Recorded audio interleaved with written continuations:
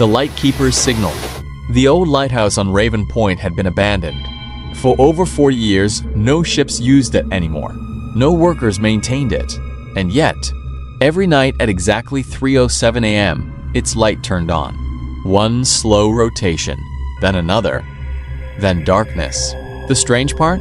The lighthouse no longer had electricity. Locals refused to go near it after sunset, not because of ghost stories, because of the radio transmissions.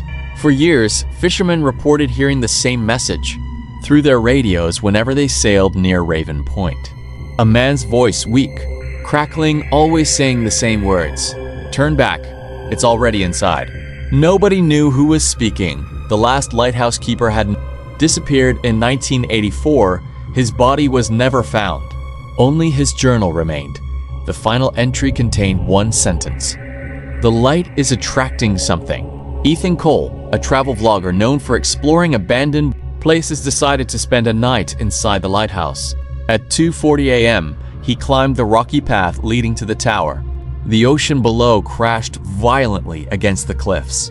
The air smelled of salt and rain inside. The lighthouse was empty. Dust covered everything. Broken furniture lay scattered across the floor, but something felt wrong. The spiral staircase leading upward was wet, as if someone had recently climbed it. Ethan followed the staircase to the lantern room.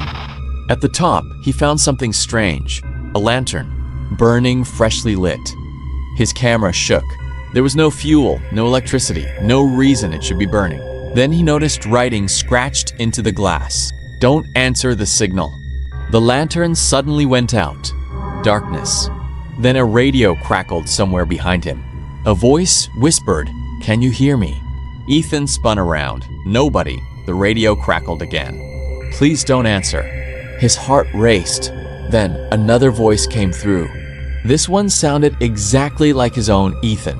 The radio hissed, "I'm downstairs." Ethan froze. He was alone, or at least he thought he was. Suddenly, footsteps echoed from the staircase below. Slow, heavy, climbing upward, one step at a time. Ethan backed away from the stairs. The footsteps stopped just outside the lantern room. Then came 3 knocks. A familiar voice spoke from the other side. His own voice. "Don't let it see the light." The lighthouse lamp suddenly turned on. Ethan spun around. Nobody. The radio crackled again. Its beam swept across the dark ocean. For a brief second, Ethan saw something far below.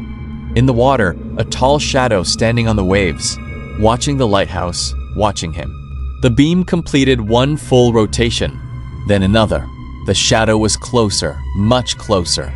The third rotation never finished. The camera feed filled with static. The next morning, rescuers found Ethan's camera near the top of the lighthouse.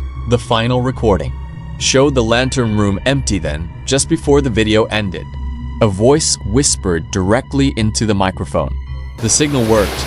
A weak voice whispered through the speaker. "If you can hear this, don't climb any higher."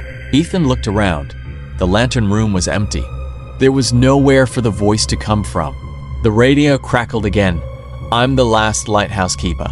Ethan frowned. The last keeper had disappeared more than 40 years ago.